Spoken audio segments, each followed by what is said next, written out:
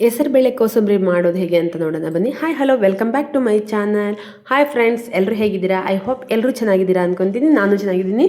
ಇವತ್ತಿನ ವಿಡಿಯೋ ಬಂದು ಕೋಸಂಬರಿ, ಹೆಸರುಬೇಳೆ ಕೋಸಂಬರಿ ಮಾಡುವ ವಿಧಾನ ಹೇಗೆ ಅಂತ ನೋಡೋಣ ಬನ್ನಿ. ಸಿಂಪಲ್ ಆಗಿ ಕೋಸಂಬರಿ ಮಾಡೋದಕ್ಕೆ ಫಸ್ಟ್ ನಾನು ಕೊಬ್ಬರಿ ತಗೊಂಡಿದ್ದೀನಿ. ಕೊಬ್ಬರಿ ತುರ್ಕೊಂಡಿದ್ದೀನಿ, ಯಾಕಂದರೆ ಹಾಗೆ ಜಾಸ್ತಿ ದಪ್ಪ ದಪ್ಪ ಇದ್ರೆ ಸರಿ ಬರಲ್ಲ ಅಂತೇಳಿ ತುರ್ಕೊಂಡಿದ್ದೀನಿ. ಆದಮೇಲೆ ಕ್ಯಾರೆಟ್ ಹಾಗೆ ನೆನೆಸಿಟ್ಟಿರೋ ಹೆಸರುಬೇಳೆ ತಗೊಂಡಿದ್ದೀನಿ. ಇವು 3 ಇದೆ ಇಲ್ಲಿ, ಎಲ್ಲ 2 ತುರಿದು ಇಟ್ಟಿರೋದು. ಮತ್ತೆ ಇನ್ನೂ ಬೇಕಾಗುತ್ತೆ. ನಾನಿಲ್ಲಿ ಒಂದು ಆನಿಯನ್ ಅಂದರೆ ಈರುಳ್ಳಿ ತಗೊಂಡಿದ್ದೀನಿ. ಈರುಳ್ಳಿ ತಗೊಂಡ್ಬಿಟ್ಟು ಚಿಕ್ಕದಾಗಿ, ಈರುಳ್ಳಿ ತುಂಬ ದೊಡ್ಡ ದೊಡ್ಡ ಪೀಸ್ ಇದ್ರೆ ಚೆನ್ನಾಗಿರಲ್ಲ, ಯಾಕಂದರೆ ತುಂಬ ಖಾರ ಇರೋ ಈರುಳ್ಳಿ ಆ ಥರ ಏನಾದರೂ ಇದ್ದರೆ ಅದೇನು ಗೊತ್ತಾ, ಖಾರ ಅನಿಸುತ್ತೆ ಬಾಯಿಗೆ. ಹಾಗಾಗಿ ತುಂಬ ಚಿಕ್ಕದಾಗಿ ಕಟ್ ಮಾಡ್ಕೊಂಬಿಡಿ. ತದನಂತರ ಮತ್ತೆ ನಾನಿಲ್ಲಿ ಚಿಲ್ಲಿ ತೊಗೊತಾ ಇದ್ದೀನಿ. ಚಿಲ್ಲಿ ಮೀನ್ಸ್ ಮೆಣಸಿನ್ಕಾಯಿ, 4 ಮೆಣಸಿನ್ಕಾಯಿ ತೊಗೊಂಡಿದ್ದೀನಿ. ಅದರ ಜೊತೆಗೆ ಕೊತ್ತಂಬರಿ ಸೊಪ್ಪು ತೊಗೊಂಡಿದ್ದೀನಿ. ಕೊತ್ತಂಬರಿ ಸೊಪ್ಪು ಮತ್ತು ಮೆಣಸಿನ್ಕಾಯಿ ತುಂಬ ಚಿಕ್ಕದಾಗಿ ಹಚ್ಕೊಂಡಿದ್ದೀನಿ ನೋಡಿ. ಹಚ್ಕೊಂಡಾದ್ಮೇಲೆ ಅಂದರೆ ಕಟ್ ಮಾಡ್ಕೊಂಡಿದ್ದೀನಿ. ಕಟ್ ಮಾಡ್ಕೊಂಡಿದ್ದಾದಮೇಲೆ ಅದನ್ನು ಮತ್ತೆ ನಾನು ಈಗ ತುರಿದಿರೋದು ಬಟ್ಲಲ್ಲಿ ಹಾಕ್ಕೊಂಡಿದ್ದೀನಲ್ವ, ಎಲ್ಲ ತರಕಾರಿಗಳ ಜೊತೆ ಅಂದರೆ ಮೀನ್ಸ್ ಕ್ಯಾರೆಟು ಮತ್ತು ಈರುಳ್ಳಿ, ಕೊಬ್ಬರಿ ಇವೆಲ್ಲ ತುರ್ಕೊಂಡಿದ್ದೀನಲ್ವ, ಅದರ ಜೊತೆಗೆ ಇದನ್ನು ಹಾಕ್ತಾಯಿದ್ದೀನಿ ನೋಡಿ. ವಾವ್, ಎಷ್ಟು ಚೆನ್ನಾಗಿ ಕಾಣಿಸ್ತಿದೆ ನೋಡಿ, ನೋಡೋಕ್ಕೆ ಸೂಪರಾಗಿ ಕಾಣಿಸ್ತಾ ಇದೆ. ಬಟ್ ಇದು ಹೆಲ್ತಿ ಫುಡ್ ಅಂತ ಹೇಳೋಕ್ಕೆ ಇಷ್ಟಪಡ್ತೀನಿ. ಫುಡ್ ಅಂದರೆ ವೆಜಿಟೇಬಲ್ಸ್ ಅಲ್ವಾ, ಫುಡ್ ಬದಲು ಇದನ್ನು ತಿನ್ನಿ, ಹೆಲ್ತಿಗೆ ಒಳ್ಳೆಯದು ಅಂತ ಹೇಳ್ತಾ ಇದ್ದೀನಿ ನೋಡಿ. ಎಲ್ಲ ಮಿಕ್ಸ್ ಮಾಡ್ಕೊತಿದ್ದೀನಿ. ಎಲ್ಲ ಮಿಕ್ಸ್ ಮಾಡಿ ಇರೋದು ಇಂಪಾರ್ಟೆಂಟು. ಎಲ್ಲ ಮಿಕ್ಸ್ ಆದಮೇಲೆ ನಾವು ತಿನ್ನಬೇಕಾದ್ರೆ ಒಂದು ಬೌಲಲ್ಲಿ ತೊಗೋಬೇಕು. ಒಂದು ಬೌಲಲ್ಲಿ ತೊಗೊಂಡ್ಬಿಟ್ಟು ನಂತರ ನಿಮಗೆ ಎಷ್ಟು ಬೇಕೋ ಅಷ್ಟು ಉಪ್ಪು ಹಾಕ್ಕೋಬೇಕು. ಮಾಡಿರೋದು ಮಿಕ್ಸ್ ಆಗಿದೆ ಇದು. ಇದಕ್ಕೆ ಮಾತ್ರ ಉಪ್ಪು ಹಾಕಿಲ್ಲ. ಯಾಕೆ ಗೊತ್ತಾ?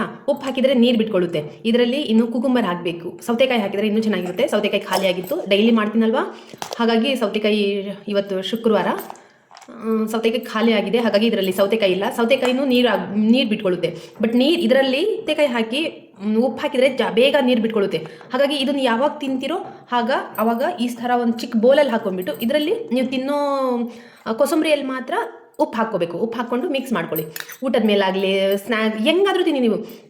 ಇಂಪಾರ್ಟೆಂಟ್ ಏನು ಗೊತ್ತಾ, ನಾನು ದಪ್ಪ ಆಗಿದ್ದೀನಿ, ತುಂಬ ದಪ್ಪ ಆಗಿದ್ದೀನಿ, ನಾನು ತೆಳ್ಳಗಾಗಬೇಕಂದ್ರೆ ಆಗ್ತಾನೇ ಇಲ್ಲ ಅಂತ ಹೇಳ್ತಾರಲ್ವ, ಅವರಿಗೆ ಇದು ಯಾವ ಸೈಡ್ ಎಫೆಕ್ಟು ಇಲ್ಲ ಗೊತ್ತಾ. ಹೆಲ್ತಿ ಅಲ್ವಾ ಇದು, ಹೇಳ್ತಿದ್ದೀನಲ್ವಾ, ಕೋಸಂಬರಿ ಬಗ್ಗೆ ಹೇಳ್ತಾ ಇದ್ದೀನಿ. ಕೋಸಂಬರಿ ಎಷ್ಟು ಟೇಸ್ಟಿ ಇರುತ್ತೋ ಅಷ್ಟೇ ಹೆಲ್ತ್ಫುಲ್ ಇರುತ್ತೆ.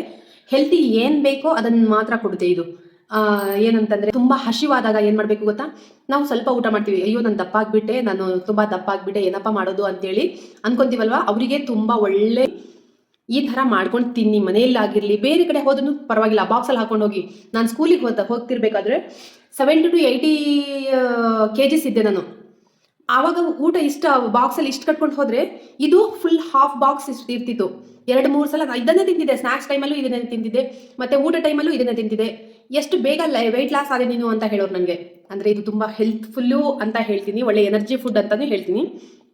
ಏನೂ ಇರಲ್ಲ ನೋಡಿ, ವೆಜಿಟೇಬಲ್ಸ್ ಮಾತ್ರ ಇರುತ್ತೆ, ಸ್ವಲ್ಪ ಬೇಳೆ ಇರುತ್ತೆ, ಹೆಸರುಬೇಳೆ ಹಾಕಿರ್ತೀವ, ಹೆಸರುಬೇಳೆ ನೆನೆಸಿರ್ತೀವಲ್ವ, ಅದು ಯಾವುದು ಕೊಬ್ಬು ಬರೋ ಅಂಶ ಯಾವುದೂ ಇಲ್ಲ ಇದರಲ್ಲಿ. ಇನ್ನೊಂದು ಕುಕುಂಬರ್, ಸೌತೆಕಾಯಿ ಹಾಕಿದರೆ ಇನ್ನೂ ಚೆನ್ನಾಗಿರುತ್ತೆ, ಟೇಸ್ಟ್ ಮಾತ್ರ ಸಖತ್ತಾಗಿರುತ್ತೆ. ಇದನ್ನು ಒಗ್ಗರಣೆ ಹಾಕಬೇಕು. ಒಗ್ಗರಣೆ ಹಾಕಿದರೆ ಇನ್ನೂ ಚೆನ್ನಾಗಿರುತ್ತೆ. ಒಂದೇ ಒಂದು ಮಂತ್ ಎಷ್ಟು ವೆಯ್ಟ್ ಲಾಸ್ ಆಗ್ತೀರಾ ಅಂತ ನೀವೇ ನನಗೆ ಕಮೆಂಟ್ ಮಾಡ್ತೀರಾ. ಖಂಡಿತ ಮೇಡಮ್, ನೀವು ಹೇಳಿದ ನಿಜ ಅಂತ. ಫುಡ್ ಇದು, ಸ್ನ್ಯಾಕ್ಸ್ ಅಲ್ಲ, ನನಗೆ ಫುಡ್ ಇದು.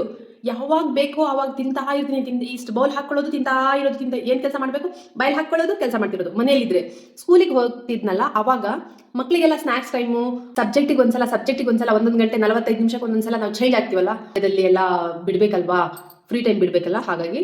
ಬಟ್ ಆವಾಗಲೆಲ್ಲ ಹೋಗಿ ನೀರು ಕುಡಿದ್ಬಿಟ್ಟು ಸ್ಪೂನ್ ಬಾಯಲ್ಲಿ ಹಾಕೊಂಡು ತಿನ್ಕೊಂಡು ಬರೋದು. ಟ್ರೈ ಮಾಡಿ, ಎಲ್ಲರೂ ಟ್ರೈ ಮಾಡಿ ಅಂತ ಹೇಳ್ತಾ, ಇದು ನಿಮಗೆ ಇಷ್ಟ ಆದರೆ ಮಾಡ್ಕೊಂಡು ತಿನ್ನಿ. ಹಾಗೆಯೇ ವೆಯ್ಟ್ ಲಾಸ್ ಹೇಗೆ ಮಾಡ್ಕೊತೀರಾ ಅನ್ನೋದನ್ನ ಕಮೆಂಟ್ ಮಾಡಿ ಅಂತ ಹೇಳ್ತಾ ನನ್ನ ವಿಡಿಯೋ ಇವತ್ತಿಗೆ ಸ್ಟಾಪ್ ಮಾಡ್ತಿದ್ದೀನಿ. ಮತ್ತೆ ನೆಕ್ಸ್ಟ್ ವಿಡಿಯೋಗೆ ಭೇಟಿಯಾಗೋಣ ಅಂತ ಹೇಳ್ತಾ, ಥ್ಯಾಂಕ್ ಯು ಸೋ ಮಚ್.